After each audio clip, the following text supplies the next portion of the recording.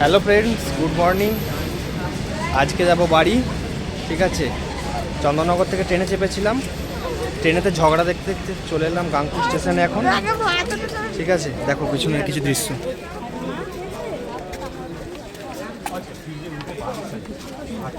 এখন বাইরে যেতে হবে স্টেশন থেকে। শ্রীলেখা ব্যাগ নেওয়ার দায়িত্ব নিয়েছে। যথেষ্ট ভিড় আছে এখন স্টেশনে।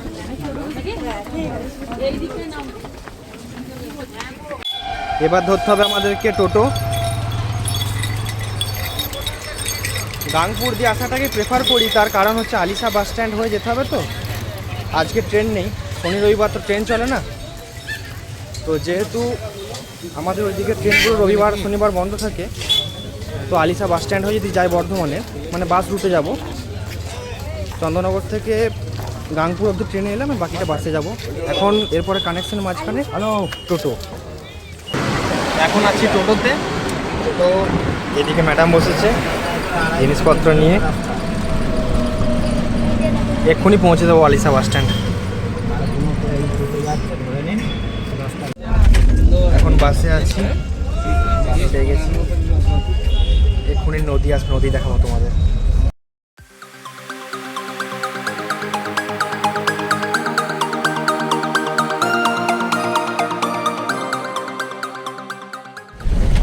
এখন দামোদর নদীর ধারে পুরো পিকনিক মুড, ঠিক আছে। আমরা যে সাইডে বসেছি সেই সাইডটায় কোনো পিকনিক হচ্ছে না, বাসে প্রচুর ভিড় আছে, তাই দেখাতে পারলাম না। প্রচুর ভিড় সদরঘাটের ব্রিজেতে, মানে শুধু ডাম্পার আর ডাম্পার। মাঝে মধ্যে মনে হয় ব্রিজটা ভেঙে না পড়ে যায়, ব্রিজটা যা পুরোনো লাগে দেখতে, কি বলবো।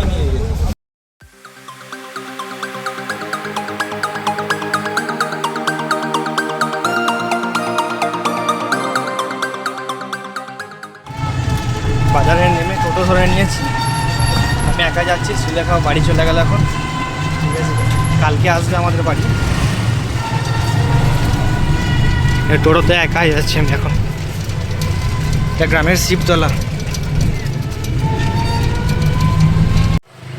চলে এসেছি বাড়ি। এই দেখো বাড়ির অবস্থা এখন। গাছে ফুল ফুটেছে, ঠিক আছে। মা এখানে উনানে রান্নাবান্না করে, তুলসী মঞ্চ, ঠিক আছে। মা কী করছে দেখি। মা এখানে ফুল গাছে পরিচর্যা করছে। না, শ্রীলেখা তো কি জানি কোনো একটা মিসকমিউনিকেশন হয়েছে, শ্রীলেখা তো এলো না। তো আমি তো ওই জন্য রান্না করবো ভালো করে, বাবুও খাবে তার জন্য নয়, কিন্তু হ্যাঁ ঠিক আছে, পরে আসবে, কাল সকাল থেকেও আসবে বলেছে। মা বলছে যে মা ভাবছিল শ্রীলেখা আসবে, তো এলো না। যাই হোক, ওর কালকেই বাড়ি ফেরার কথা ছিল, যেহেতু ও ফিরতে পারেনি। তার মায়ের রান্না বান্না নষ্ট হয়েছে কিছু, ওর জন্য যে খাবারটা বানিয়েছিল। তো বলছে আগে ওই জন্য আজকে বাড়ি যাব, কাল সকালে আসবো। ওর জন্য, ওর খাবারটার জন্য নষ্ট হবে। হ্যাঁ, ও এত খায়, ওর জন্য নষ্ট হবে। ঠিক আছে, ফ্রেশ হয়ে নি, পরে কথা হচ্ছে। এখন স্নান টান করে ছাদে চলে এসেছি। ছাদে একটু রোদের দরকার, নিচে প্রচুর ঠান্ডা। আমাদের বাড়িটা একটু উত্তর দুয়ারি, তো যার কারণে খুব ঠান্ডা হাওয়াটা ঢোকে। এখন ছাদে মোটামুটি 5 মিনিট রোদে দাঁড়াতে হবে, কারণ নিচে প্রচণ্ড ঠান্ডা। বাইরে এত ঠান্ডা নেই, ঠিক আছে। রুমের ভেতর বেশি ঠান্ডা। চন্দননগরে যেখানে রুমে থাকি, রুমটা আমার কিন্তু যথেষ্ট গরম, কিন্তু এখানে একটু অ্যাডাপ্ট করতে অসুবিধা হয়। যখন কলেজে পড়তাম তখনও যখন বাড়ি আসতাম, শীতকালে এলেই আমার ঠান্ডা লেগে যেত, ঠিক আছে। বাড়ির ওয়েদার খুব একটা শ্যুট করে না, বাইরে বাইরে থাকি, বাইরের ওয়েদারই আমার শ্যুট করে যায়, অসুবিধা হয় না খুব একটা, ঠিক আছে। আর তখন মা বলল যে শ্রীলেখা এলো না কেন, কারণ ট্রেনে আস্তে আস্তে মায়ের সাথে কথা বলেছি আমি আর শ্রীলেখা, ঠিক আছে। তো মা ভেবেছে যে আমরা মানে দুজনেই একসাথে আসবো, কিন্তু ও বুঝতে পারেনি। ও একভাবে বলে যাচ্ছে যে আমি আজকে যাব না, কালকে যাব, কারণ মা রান্না বান্না করে রেখেছে, খাবার নষ্ট হবে, ঠিক আছে। কালকে তো শ্রীলেখার বাড়ি ফেরার কথা ছিল, যাই হোক কাজে আটকে গিয়েছিল, যার কারণে যেতে পারেনি। তো ওর মা ভেবেছিল যে আসবে, তো দুবেলা রান্না একসাথে করে নিয়েছিল, ঠিক আছে, দুপুরের আর রাত্রে। তো ওর খাবারটা কালকে নষ্ট হয়েছে, তো ওর খারাপ লেগেছে, যার কারণে ও ভাবছে আগে বাড়ি যাই, ঠিক আছে। বাড়ি এটাও, আপাতত বাড়ি ওটা, ঠিক আছে। তো যার কারণে ও আর এলো না আজকে। তো মা ও রান্না বান্না করে রেখেছিলো, মা এসে বলছে যে কই শ্রীলেখা কোথায় গেল, এলো না কেন। হ্যাঁ, ওর ভাইয়ের সাথে তো তখন চলে গেল, ঠিক আছে। ও কাল সকালে আসবে। মা আন্ডারস্ট্যান্ডিং করে নেয়, ওদের বাড়িতে একটু অসুবিধা হয়, রান্না বান্না করে নিলে বলে যে খাবার নষ্ট হয়ে গেলো, চেঁচামেচি করে একটু। ও ঠিক আছে, ও ম্যানেজেবল, অসুবিধা নেই কিছু, এরকম হতেই থাকবে। এখন নিচে যাব, একটু খাওয়া দাওয়া করবো, তারপর রেস্ট নেবো। নিচে চলে এসেছি, মা এখানে বসে বসে ভিডিও দেখছে। মা সবসময় কোনটা খেলে ভালো হয়, কোনটাতে শরীর সুস্থ থাকবে, ঠিক আছে, একটু হাইজিন মেনটেন কোনটাতে হবে, সেই সব ভিডিও বেশি দেখে। ঠিক আছে, এখানে খাওয়া দাওয়া হবে, এরপর মা এরপর খাবার বাড়বে। খেতে বসে গেছি, নিচে এসে একটা ফুলার জামা পরলাম, তার কারণ খুব ঠান্ডা। ঠিক আছে, মা কী কী খাবার দিয়েছে দেখো।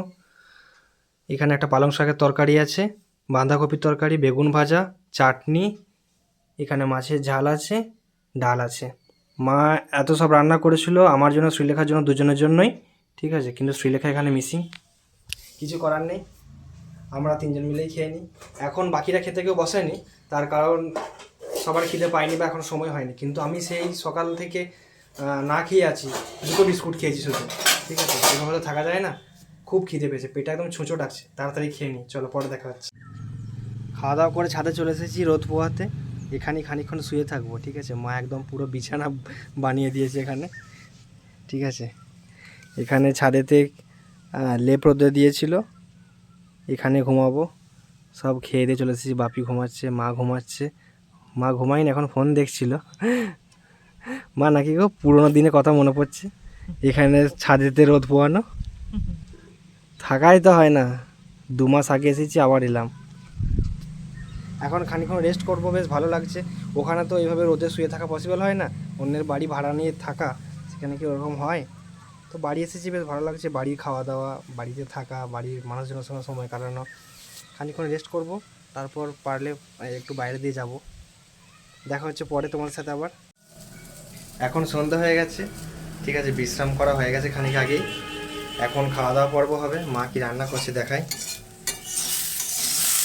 এখানে আলু ভাজা হচ্ছে, তার সাথে ডিম দিয়ে ভুজিয়া, আর এখানে রুটি তৈরি হয়ে গেছে। একটু পরেই খাওয়া দাওয়া হবে আবার। খেতে বসে গেছি, এই যে মা খেতে বসেছে এখানে। তো বন্ধুরা, সন্ধ্যের টিফিন কমপ্লিট। আজকের দিনটা আমার এভাবেই কাটলো। চন্দ্রনগর থেকে বাড়ি এলাম আজকে, 2-2.5 মাস পর বাড়িতে আসার সুযোগ হলো। ভালোই লাগছে বাড়ির মানুষদের সঙ্গে কাটাতে। ঠিক আছে, মা ওদিকে দিদি নাম্বার 1 দেখতে ব্যস্ত, আমার কিছু কাজ আছে, বিগত কয়েকদিনে শ্যুট করা ভিডিও এডিট করা বাকি আছে। চ্যানেলে ভিডিওর সংখ্যা খুবই কম, তো সেটা ঠিকঠাক মেনটেন করতে হবে, তার জন্য ভিডিও এডিট করব এখন। আর তারপরে আছে ভারত ও নিউজিল্যান্ডের ম্যাচ, কিছুটা ম্যাচ দেখাও হয়েছে দুপুরে, বাকি ম্যাচটা দেখতে হবে। তো আজকে আমাদের ভিডিও দেখে কীরকম লাগলো জানিও কমেন্টে। ভিডিওটা ভালো লাগলে লাইক করে দিও, ভিডিওটা বন্ধুদের সাথে শেয়ার করো, কমেন্ট করতে ভুলো না। আর পরের ভিডিও দেখার জন্য চ্যানেলটা অবশ্যই সাবস্ক্রাইব করে রাখো। টাটা।